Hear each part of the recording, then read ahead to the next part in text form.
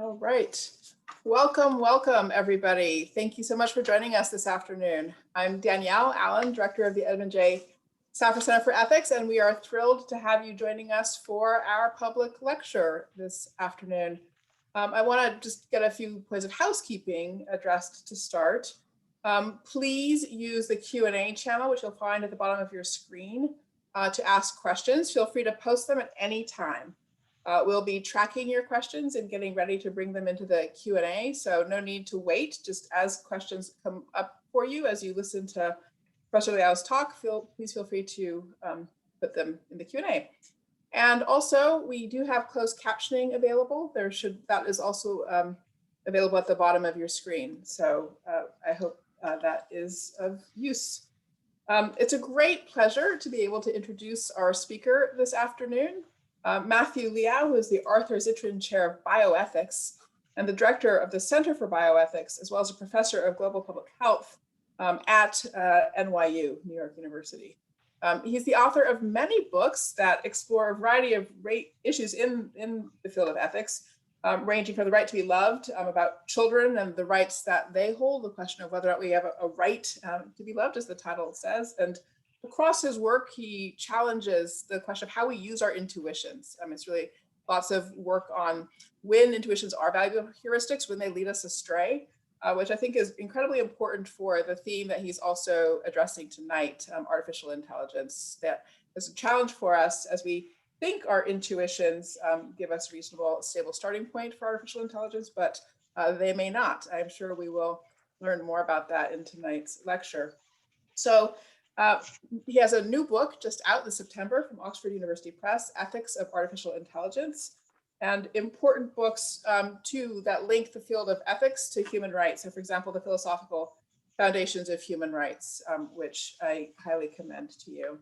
He is a prolific writer in public journals as well, ranging from the New York Times to Scientific American, and he's the editor-in-chief of the Journal of Moral Philosophy, one of the most important journals in our field, as you all know.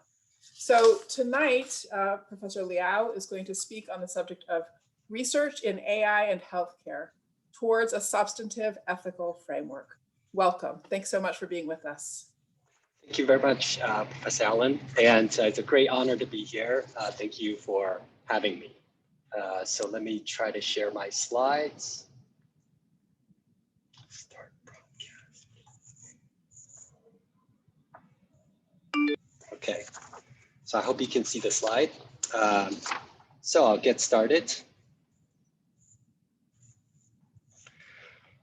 So there's enormous interest in using artificial intelligence in healthcare contexts. AI applications have begun to diagnose some types of cancer better than doctors, identify heart rhythm abnormalities like cardiologists, diagnose various eye diseases as well as ophthalmologists, and identify viable embryos as fertility specialists do. But before AI can be used in clinical settings, we need to make sure that AI researchers and organizations follow appropriate ethical frameworks and guidelines when developing these technologies. And in recent years, a number of ethical frameworks for AI have been proposed. Today, there are over 80 such frameworks from private companies, governmental agencies, academic and research institutions, and intergovernmental and other organizations. These frameworks have some recommendations in common. For instance, many draw on the 4 principles of biomedical ethics: autonomy, beneficence, non-maleficence, and justice. Among other things, autonomy seeks to ensure that participants in AI research are fully informed of and understand the risks and benefits of research and voluntarily consent to it. Beneficence aims to guarantee that AI research promotes the well-being of patients and that society as a whole, and that of society as a whole. Non-maleficence strives to ensure that AI research does not impose undue harm on research participants, such that the risks they face are minimized and can be justified in terms of generalized knowledge to improve clinical practice and healthcare for others. And justice seeks to promote the fair and equitable distribution of the benefits and burdens of research among individuals and society. And in addition to these four principles, many frameworks also list such recommendations as transparency, explainability, and trust, given that some forms of AI, as we are going to see, are not understood easily, if at all, even by those who program them. At the same time, many organizations also offer their own distinct recommendations. So take, for example, the Future of Life Institute. It lists value alignment, according to which highly autonomous AI systems should be designed so that their goals and behaviors are aligned with human values as one of its recommendations. Or Microsoft recommends inclusiveness, according to which AI systems should empower everyone and engage people. Now, in one sense, it's a welcome news that these organizations were concerned enough with the ethical design and use of AI to put forward these frameworks and guidelines. In another sense, however, this proliferation of ethical frameworks has created confusion from which pressing questions arise. How were these particular sets of recommendations developed and not others? Which recommendation should AI developers and organizations follow, and why? More fundamentally, what grounds and justifies these recommendations? How do we distinguish between recommendations that are genuine ethical principles from those that are not? Furthermore, how does one use these recommendations in practice? For instance, it seems reasonable that we should not impose undue harm on research participants in AI research. But how exactly should we achieve this? Likewise, it seems reasonable that we should be able to trust an AI system, but how do we decide which AI systems to trust? Unfortunately, most of these AI ethics frameworks have been silent on these questions. And as a result, they've been criticized for offering abstract, high-level principles that in practice have provided few concrete guidance. And moreover, some have expressed concern that these frameworks are merely forms of ethics washing and virtue signaling, where organizations and companies are exaggerating their interest in ethical AI as public relations exercise, and perhaps to forestall governmental regulation. So to staff off such accusations, we therefore need an AI ethics framework that is grounded in substantive normative theory, and one that can help us assess whether a recommendation is a genuine ethical principle or not, and one that can give us more concrete guidance. So as Professor Allen mentioned earlier, elsewhere I've developed what I call the fundamental conditions approach to human rights, according to which human beings have human rights to the fundamental conditions for pursuing a good life.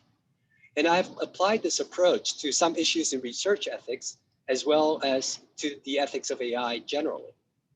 And what I want to do today is to argue that this approach can be extended to research in AI and healthcare. And I should illustrate how this approach can help us evaluate the merits of a given recommendation and show how it can offer us a principal way for deriving and developing concrete guidance that AI researchers and organizations in healthcare should follow.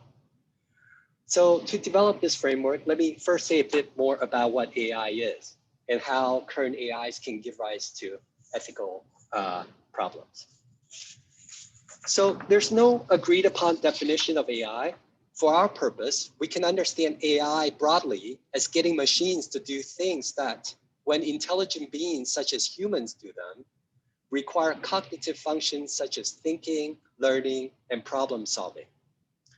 And AI can take many different forms. One form is what's called symbolic AI, which uses a series of explicitly programmed if-then rules and statements to establish the relations between the inputs and outputs.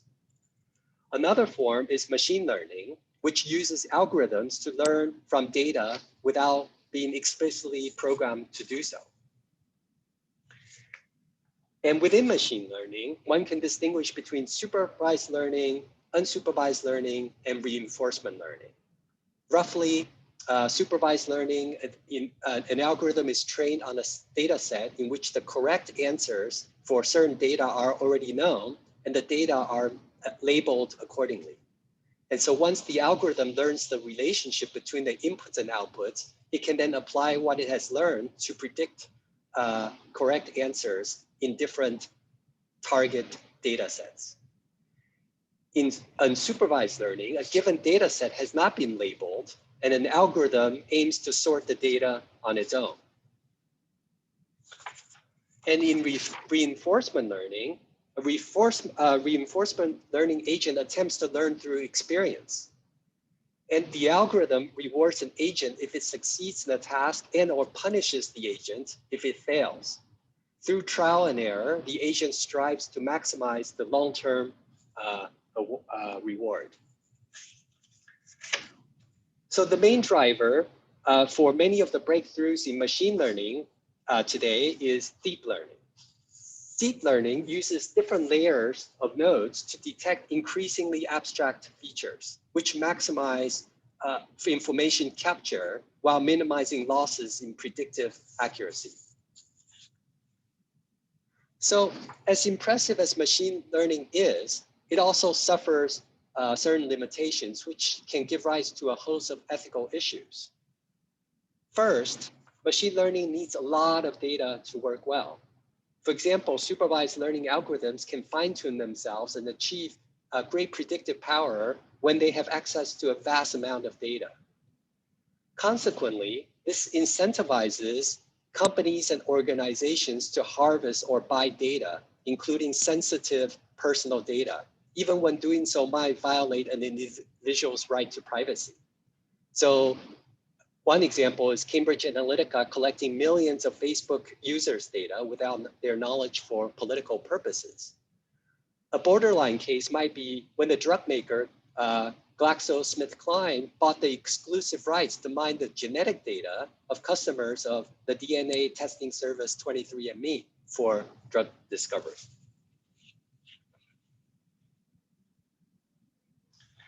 Secondly, machine learning is only as good as the data from which it learns. If a machine learning algorithm is trained on inadequate or inaccurate data, then the algorithm will make bad predictions, even if it's well designed. So for instance, in 2015, Google Photo auto-labeled Jackie Yao-Sin, a Black software developer, and his friends as gorillas, because in all likelihood, the data used to train the algorithm did not include sufficient images of people from different racial and ethnic backgrounds. So a lot of talk about algorithmic fairness and bias comes from just having bad data. Third, even if a machine learning algorithm receives adequate and accurate data, and if the algorithm itself is bad, it will also make bad predictions. For instance, a bad machine learning algorithm may identify a pattern even if there isn't one, a problem known as overfitting, or may fail to identify a pattern even when there is one, a problem known as underfitting. An algorithm may also give too much weight or too little weight to certain features or fail to include certain relevant features altogether. Fourthly, as noted earlier, deep learning is a black box that raises issues such as interpretability, explainability, and trust. Deep learning is impenetrable even to its programmers because it typically employs thousands or millions of connections that interact with one another in complex ways. And so as a result, it's difficult to interpret what those interactions mean. Explainability arises because humans often need to know how a decision is reached, but deep learning just announces its prediction without really explaining them. So just to give an example, suppose a deep learning algorithm predicts that there's a 70% that Jay's tumor will become malignant in 5 years. The deep learning algorithm does not, for example, say there's a 70% chance that Jay's tumor will become malignant because Jay has a history of cancer, is over 50 years old, and has lower back pain. Without such an explanation, the doctor would be unable to explain to Jay why his tumor is likely to become malignant. Beyond explainability, this also raises the issue of trust in deep learning system. Since we do not know whether it makes its predictions on reasonable and reliable grounds. And for high-stake decisions in healthcare, not being able to trust a deep learning system is especially problematic. So are there ways to address this problem? Some AI researchers are right now are trying to explore technical fixes, such as interpretable machine learning. And the basic idea here is to put an additional layer of some sort of algorithm after the black box. And the additional layer is supposed to interpret what the black box is doing. But there are a number of problems with this approach. One is that, well, when you place it outside, after the black box, it just provides a post hoc explanation after the black box has already made its decisions. And so you might wonder whether this actually gives us the actual reasons why a black box gave the predictions that it did. And this concern can be put in the form of a dilemma. Either the predictions are based on these post hoc explanations or they're not. If they're not based on these post hoc explanations, what's the value of them? But if they are, then what's the point of the black box? It seems like you could just get rid of the black box. And so this might give us a way to test the value of the black box. If the black box remains indispensable for making predictions, this suggests that the post hoc explanations have not given us all the relevant explanations of why a black box gave the predictions that it did. There are other people who said that maybe we should care more about accuracy rather than interpretability, especially in medicine. So some people have argued that clinicians also prescribe medications without fully understanding why these medications work. For instance, it might be argued that aspirin has been prescribed for nearly a century without understanding the mechanisms through which it works. However, while we may not fully understand how medications work in many cases, arguably we do have some ideas regarding the causal mechanisms through which they work. For instance, people knew that something from a willow causes fevers and pain to be reduced, even if they did not know about salicylic acid, an active ingredient in the production of aspirin. This contrasts with the machine learning system, which works through associations and is, at least for now, unable to track causal relationships. And I just want to show you why that matters. And it matters because deep learning networks are vulnerable to the so-called adversarial attack. So here's an example of a 1-pixel attack. So researchers were able to get algorithms to classify an image of a ship as a car just by changing 1 pixel on an image. And the researchers found that such 1-pixel attack is successful on nearly 3/4 of standard training images. And that altering even more pixels made this type of attack even more effective. Here's another example. In another study, researchers made a 0.04% change to the pixel value of an input image. So about 400 pixels out of 1 million. These changes were imperceptible to the human eye. Nevertheless, the deep neural networks classified a panda as a gibbon with 99.3% confidence. And recently, researchers have shown that these type of attacks can also be done on medical machine learning. So the fact that deep learning is vulnerable to these types of attacks suggests that the deep learning networks are not learning real features of the world, such as causal relations, or what macro level objects like a panda really is. Instead, these deep learning networks are only learning superficial features. And so for our purpose, if the deep learning systems are not learning real features of the world, then the problem of explainability, trust, and interpretability remain highly relevant, especially in healthcare.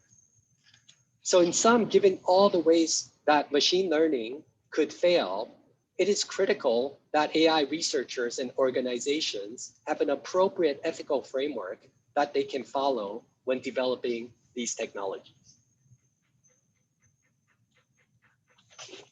So next, let me say a bit about the fundamental conditions for human rights by briefly explaining why human beings have human rights to the fundamental conditions for pursuing a good life.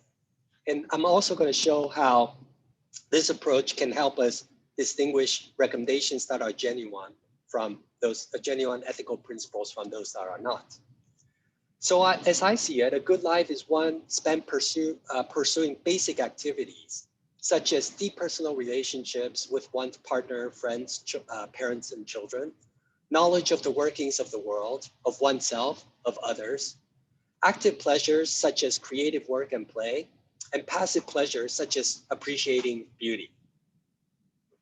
And the fundamental conditions are various goods, capacities, and options that human beings, qua human beings need, whatever else they qua individuals might need in order to pursue these basic activities. So the fundamental goods might include things like food, water, and air. The fundamental capacities might include the capacity to think, to be motivated by facts, to know, to choose and act freely, to appreciate the worth of something, to develop interpersonal relationships, and to have the control of the direction of one's life, so autonomy. And the options, the fundamental options are those social forms and institutions that human beings require if they're able to exercise their essential capacities to engage in the basic activities. And I think these fundamental conditions ground human rights because having these conditions is of fundamental importance to human beings, and because rights can offer powerful protection to those who possess them. And if the former is true, because if anything is of fundamental importance to human beings, then pursuing a characteristically good human life is. And it seems clear that if we attach a certain importance to an end, we should attach this importance to the essential means to this end. That rights can offer powerful protection to those who possess them is well known. By their nature, rights secure the interests of the right holders by requiring others, the duty bearers, to perform certain services for the right holders, or not to interfere with the right holders' pursuit of their essential interests. In addition, at least on certain structural accounts of rights, rights typically prevent the right holders' interests that ground rights from being part of a first-order utilitarian calculus. So what this means is that if a right holder has a right to something, then typically no non-right claims can override the right holder's right to that thing. So given the strong protection that rights can offer for the right holders, and given the importance of having these fundamental conditions to human beings, it seems reasonable that human beings have human rights to these fundamental conditions. If this is correct, this explains why human beings have human rights to the fundamental conditions for pursuing a good life.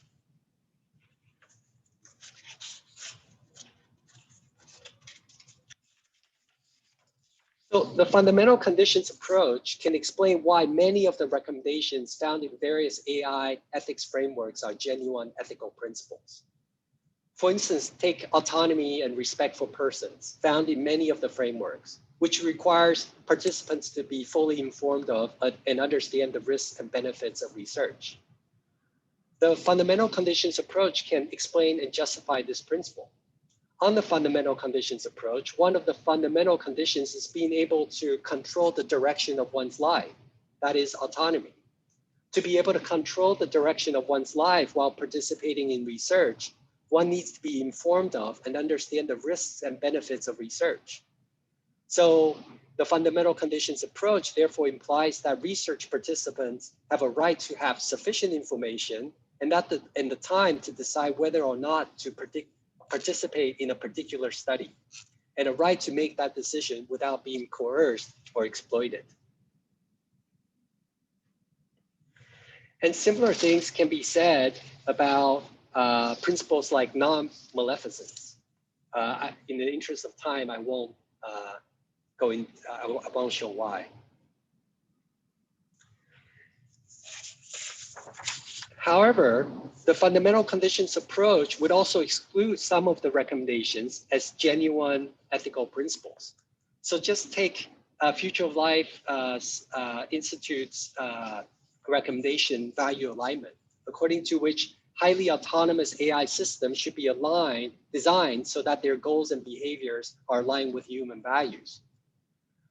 Now, many people endorse this recommendation because they're concerned that AI systems will soon outpace humans, and they want to ensure that algorithms are designed in such a way that will not harm humanity. Now, while this is a laudable goal, it's not clear that AI systems should be designed to align with human values, given that human values vary quite widely, and only some of them are good. Indeed, while many people would regard Mother Teresa as a moral exemplar, there are also others, as we're finding out, that would not and would instead regard autocratic dictators and racists as moral exemplars. Nevertheless, AI systems should not be designed so that their goals and behaviors are aligned with the values of those who prefer autocrats and racists. So a more plausible principle in the vicinity is that AI systems should be designed so that their goals and behaviors respect persons or humanity as ends in themselves. In any case, this shows that the fundamental conditions can be used to distinguish genuine ethical principles and those that are not. And as I'm now going to try to illustrate, the fundamental conditions approach also offers a principled way of deriving concrete guidance that AI researchers in healthcare should follow. To see this, let's begin with two intuitively plausible ethical considerations in the healthcare settings. So the first here is algorithms that operate inside the human organism should have more ethical scrutiny than algorithms that operate outside the human organism. And the second ethical consideration is that algorithms that make decisions on their own without human input or control should have more ethical scrutiny than algorithms that serve as inputs into human decision-making, but do not replace human decision-making. And by more ethical scrutiny, I do not mean that such algorithms should never be used. I just mean that they should be subjected to closer monitoring and perhaps have more restrictions placed on them. So to say more about one, there's a spectrum in which algorithms can be deployed, ranging from inside the organism to completely outside of it. So the former might include a smart pill injected into the body to monitor vital signs, while the latter might involve processing data from an imaging device that detects skin cancer. The fundamental conditions approach offers a principled way for explaining why algorithms that operate inside the organism should have more ethical scrutiny. First, algorithms that operate inside the human organism can directly and negatively impact a human being's basic health. And human beings have a human right to basic health. Human beings have a right to basic health because on the fundamental conditions approach, basic health is a fundamental condition for pursuing a good life. Basic health, as I understand it, is the adequate functioning of the various parts of our organism that are needed for the development and exercise of the fundamental capacities. So there are various life processes such as respiration, digestion, and so on, and organ systems such as the nervous system, skeletal system, and so on that make up and enable and sustain the fundamental capacities. And these parts of our organism must function adequately for us to develop and exercise the fundamental capacities. So accordingly, an individual has basic health just in case the various life processes and organ systems necessary for the development and exercise of the fundamental capacities are adequately functioning. And basic health is something that human beings, qua-human beings need, whatever else they might need in order to pursue a good life.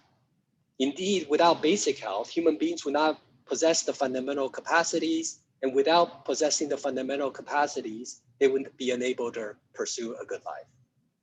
So this makes basic health a fundamental condition, and since human beings have human rights to the fundamental conditions, it follows that human beings have a human right to basic health. Algorithms that operate inside the human organism can directly and negatively impact the various life processes and organ systems necessary for the development and exercise of the fundamental capacities.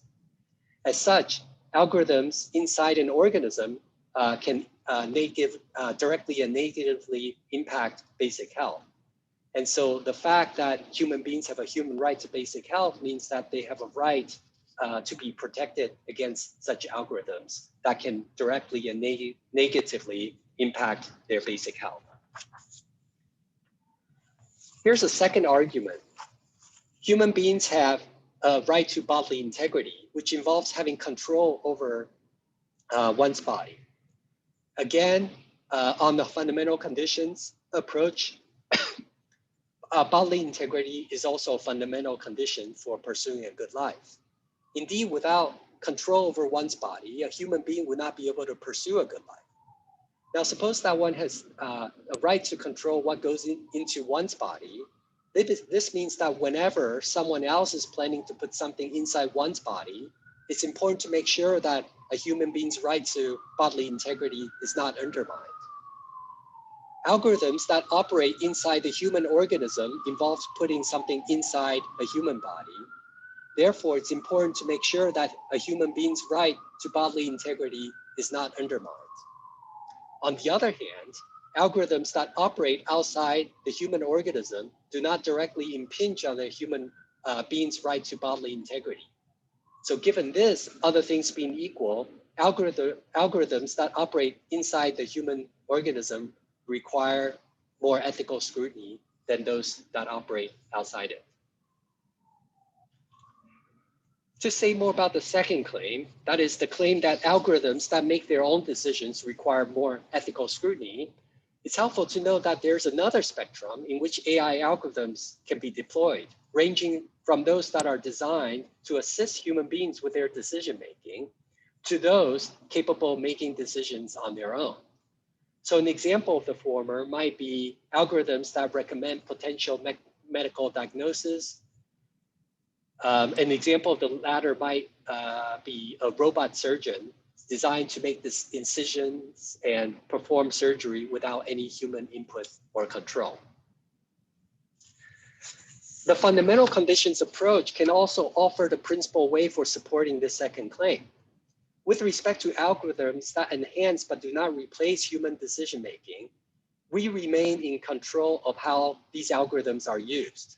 So this means that we can choose not to use these algorithms if doing so happens not to align with our preferences, or if we believe that doing so could cause harm and violate the rights of others. But we're no longer in control of algorithms that make their own decisions. And so that, among other things, this means that these algorithms can go against our preferences or expose others to harm and violate their rights. So given this, it seems reasonable that these algorithms should be subjected to more ethical scrutiny than those that just assist with human decision-making. Now, suppose all this is correct, we can distinguish 4 types of AI algorithms that make further claims about the relative levels of ethical scrutiny they should have. So you got the type 1, which is algorithms that operate inside human organism and make their own decision. Type 2, they operate outside human organisms and make their own decision. Type 3, inside human organisms, but they're just inputs into human decisions. And type 4, they operate outside a human organism and they're inputs into human decision. And some examples of one might include the next generation brain-computer interfaces or smart pills. both of which would operate inside a human organism and be able to make independent decisions without human input. Just take another example. An example of type 3 might be an AI-powered in vivo biosensors that can continuously monitor biological processes inside a human organism and provide this information to physicians for further analysis. So, drawing on the discussions above, we can make further claims about the relative levels of ethical scrutiny that these 4 types of algorithms should have. For instance, other things being equal, it seems that algorithms that operate inside a human organism and that make their own decisions should have much more ethical scrutiny than the other types of algorithms. And this is in virtue of the fact that such algorithms can affect a human being's basic health and interfere with her right to bodily integrity, as well as the fact that it may be difficult for us to stop these algorithms since they would operate autonomously. On the other hand, it seems that algorithms that operate completely outside a human organism and that simply serve as inputs into human decisions could have less ethical scrutiny than other types of algorithms. And so I'm now going to suggest that this can give us concrete guidance on how research involving these algorithms should be conducted. So as we have seen, a pressing problem with current iterations of deep learning systems is that their learning is in some sense superficial. That is, they do not learn about the real features of the world, such as causal relations. As such, deep learning is prone to getting things seriously wrong, as its vulnerability to adversarial attacks suggests. So what can we do to reduce the risk of algorithms going astray in the healthcare research context and make these algorithms more trustworthy?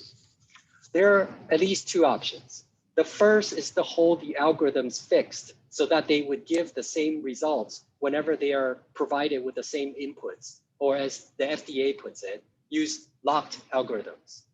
By contrast, adaptive algorithms are able to learn continuously, which means that for a given set of inputs, the outputs may change as the learning process is updated. A second option is to hold the environment in which the algorithms operate fixed and allow for the use of adaptive algorithms. So take, for example, self-driving cars. Suppose we would like to use adaptive algorithms in such cars. We may be able to reduce the risk of the algorithms going astray by holding the environment in which they operate fixed. So for example, we might create dedicated lanes for self-driving cars and impose fixed parameters beyond which they cannot operate. In many healthcare applications, however, it may be difficult to hold fixed the environment in which the algorithms operate. Since many such applications involve the human organism, the life processes of which are in constant flux and therefore difficult to hold fixed. Given this, it seems that the first option, locking the algorithm itself, may be preferable for many types of healthcare research in the near term. So in which circumstances should we use locked algorithms? In light of what we said above, it seems that we should use locked algorithms, at least with respect to the first 3 types of algorithms. For instance, suppose that an algorithm would be operating inside a human organism and be making its own decision. To ensure that the basic health and bodily integrity of research participants remains uncompromised and that these research participants are not inadvertently harmed, it seems that researchers should use algorithms that provide the same output whenever they are given the same inputs, i.e. locked algorithms. However, even though we should use only locked algorithms in these cases, we may still be able to take advantage of adaptive algorithms through what might be called staggered or stepwise learning. Staggered learning involves allowing adaptive algorithms to learn and generate new input-output relations, but not apply that new learning synchronously. once the new connections between inputs and outputs have been verified and validated, they could then be used to develop a new updated locked algorithm. In this way, learning could still occur, but would be done in steps.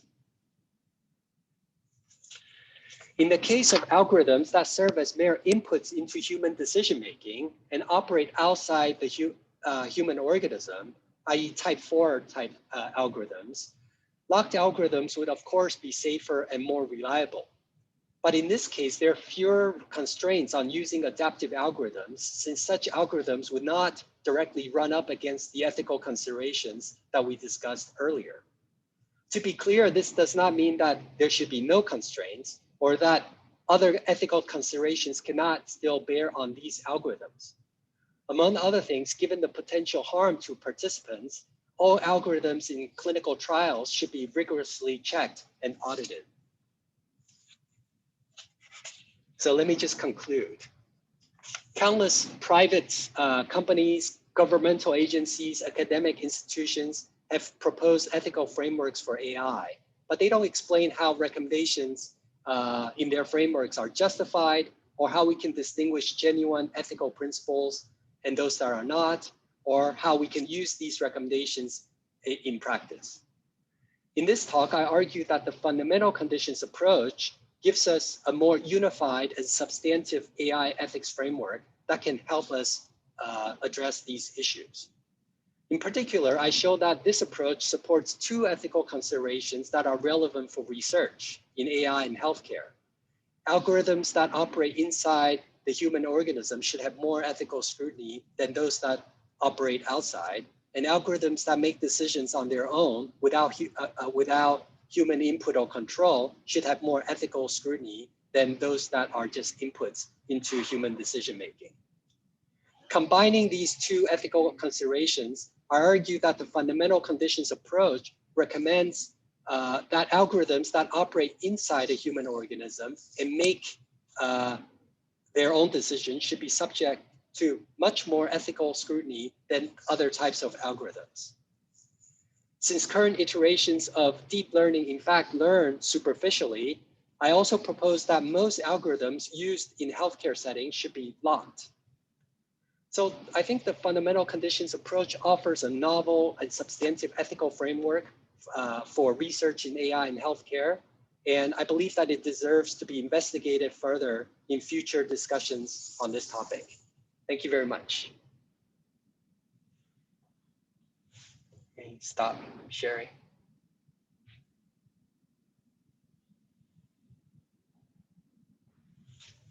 Thank you so much, Matthew. It's fascinating. It's really incredible. So many things for us to think about now that didn't even cross our minds, 10 or 15 years ago. We really appreciate your taking us through your construction of a new framework. And I'm gonna start off with a couple of questions. We have a good, I think, 20 minutes here or so for questions, folks. And then I'll pull in some from others. And I'm gonna actually just start with a kind of clarifying question, which will be old territory for you, but may be useful for some folks in our audience, which is, can you just say a little bit more about your fundamental conditions approach, for example, and the distinction between it and a capabilities approach? And I know that's a sort of long-running conversation, but I think if you don't mind sort of laying that out, it would be helpful for folks to hear a little bit. Yeah, no, that's great. So the difference between the fundamental conditions approach and the capabilities approach. So the capabilities approach is, developed by Amartya Sen, Professor Sen, and Professor Nussbaum. And capabilities talk about, it distinguishes between the capacity to choose and also functionings, right? And so one difference between my approach and the fundamental conditions approach is that I think that functionings matter sometimes as much as capabilities. So take, for example, children.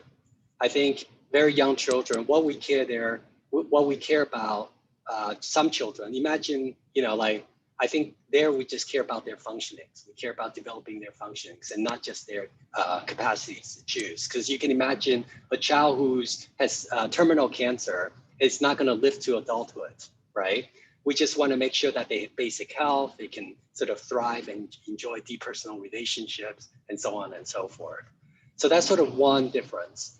Another difference is that I think that the capabilities approach is about the option to choose, right? I think that there are certain things that we don't have an option to choose. So I think the capabilities approach would find it difficult to explain those things. I'm talking about what I call status rights. So for example, our moral status as persons means that we should have, for example, we should be treated equally before the law, right? That's a status right. And the capabilities approach, I think we don't have an option to choose that, right? We just have it. It's not like I can go in front of a judge and say, hey, I choose not to be treated equally, right? And so I think the capabilities approach gets a lot of things right, but it doesn't get those things right. And so those are just, and then there's one other one, which is the capabilities approach is a political approach. It's, it tries to be neutral. I don't think that we can be neutral. I think that, but I have this minimal substantive good that I appeal to. So it's not a political conception. It doesn't try to achieve neutrality in that way. So. Great, thank you. I appreciate that. Mm-hmm. So then coming more to the point of this paper, so as I take it, you're arguing that the landscape of AI ethics is sort of littered with ad hocery, and that's your main objection. And so you want to replace ad hocery with a coherent, substantive, in your case, minimalist but positive conception of the good to support the development of, I think in your words, a unified substantive AI framework. Is that, that's fair?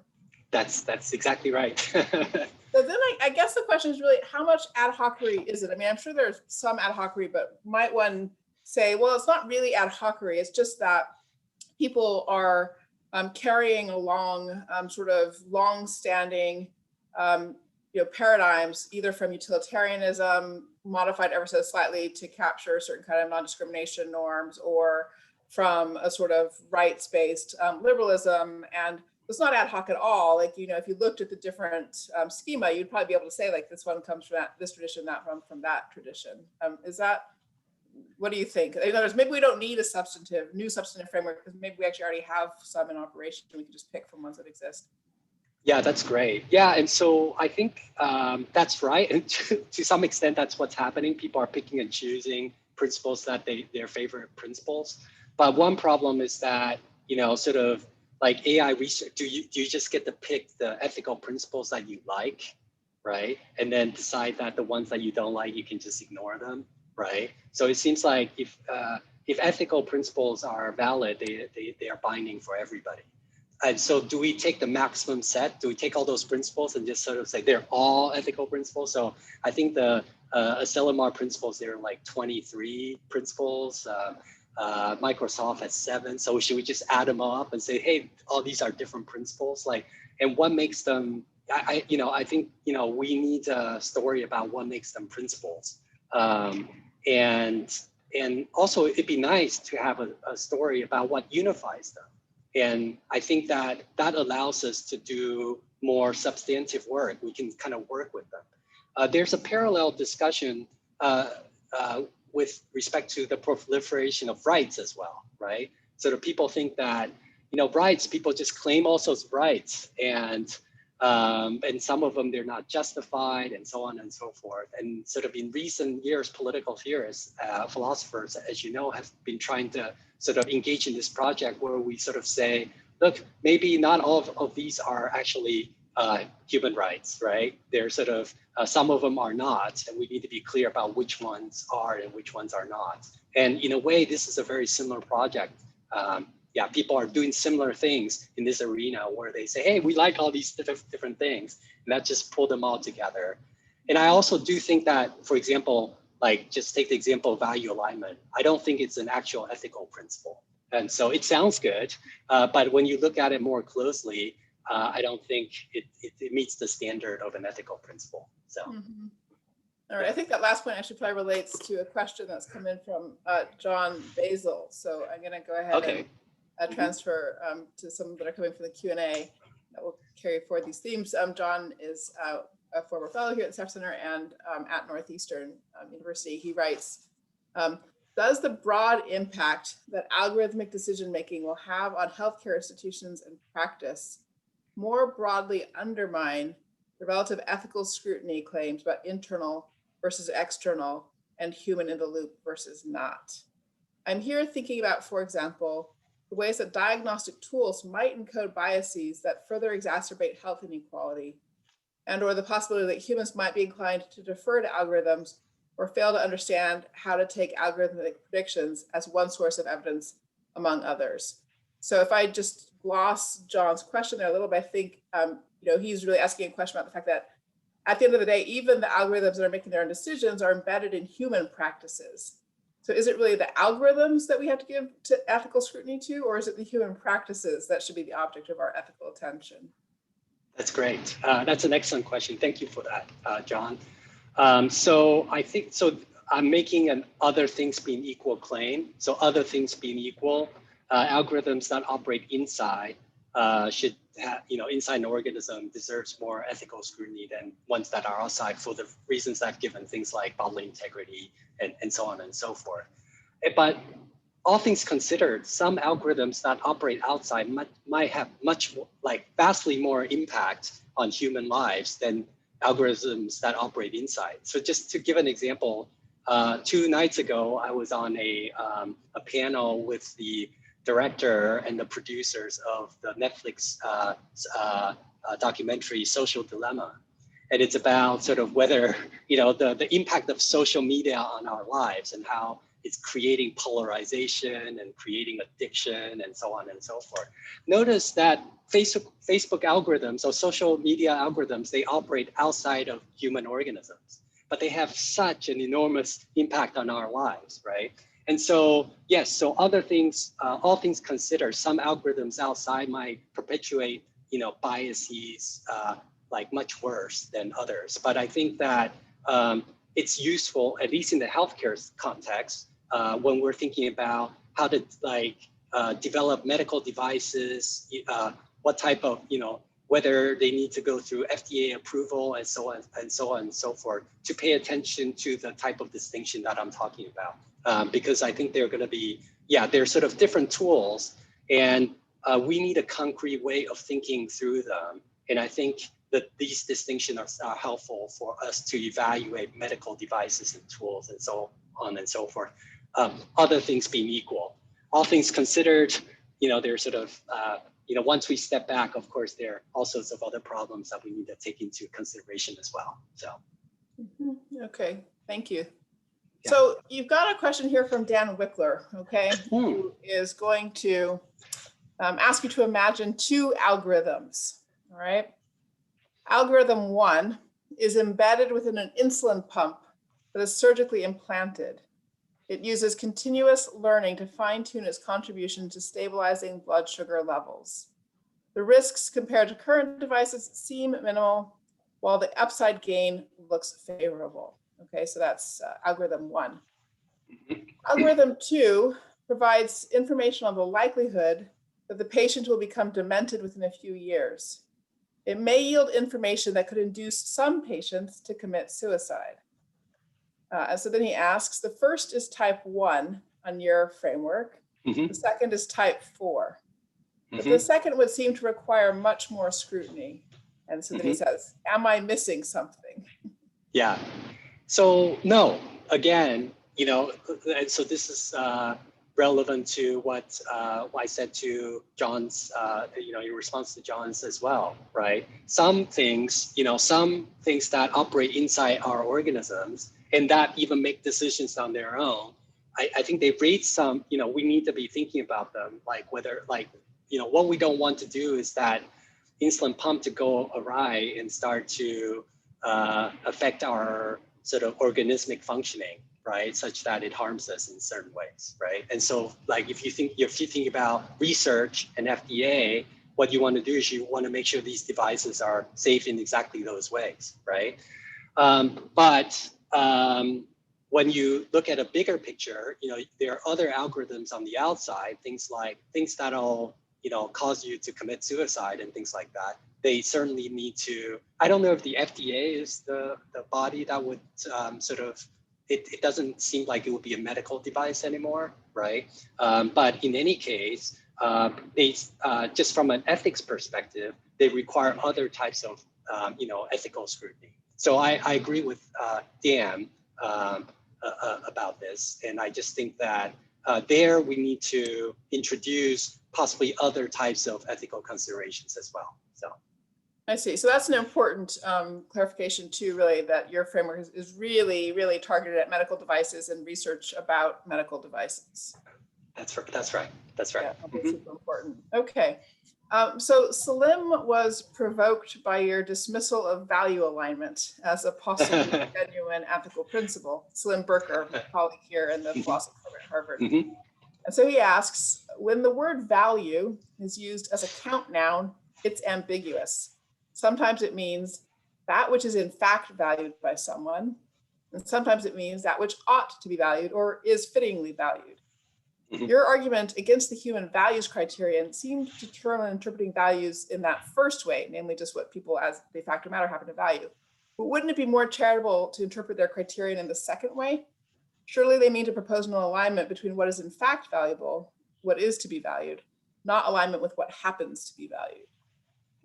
That's a great question. And Salim is absolutely right. In the longer version of the paper, well, in the top version, I sort of skipped out on what ought to be valued. But in the longer version, I actually talk about what ought to be valued in this case. I sort of mentioned that there's a principle in the vicinity that ought to be valued. And that's the principle of the respect for humanities as an end in themselves. Right. So if you think about value alignment as, what you should do is you need to make sure that humanity itself is respected, right? And not be treated as mere means. I think that's right.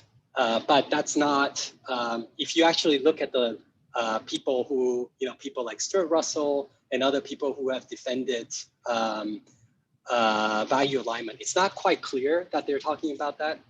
They usually tend to appeal to some sort of virtue ethics framework. They talk about moral exemplars.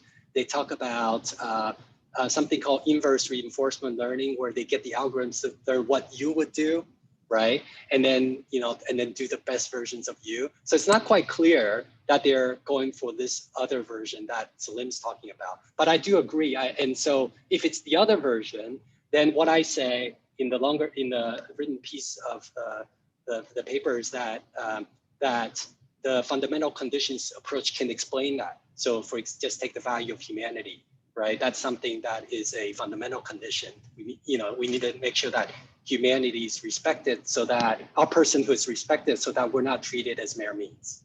So. Well, thank you. I mean, you have really given us a lot to think about. And I think that one of the things that's fascinating about AI is the, sort of, it feels like infinity of possible domains of application. And so you have tethered your argument very closely to the question of medical devices, but of course it has broader application as well. And certainly the general view that it makes sense to develop one's framework for AI ethics from a substantive ethical theory and to be sort of consistent across domains is compelling. So thank you for making the case in that direction. And it's just been wonderful to have you. So thank you. And I guess I get to clap, and nobody else, you can't hear clapping all around, but thanks a lot, Matthew, for a really engaging conversation. Thank you very much for having me. Oh, thank you. I also just want to really thank our team at the Safra Center, Vicky and Anna, who was manning questions, and Emily and Alex and everybody who has helped run an event in the Zoom context. And I look forward to our post-talk conversation for our community of fellows. So we'll see you soon. Thank you so much. Good night. Thanks, everybody.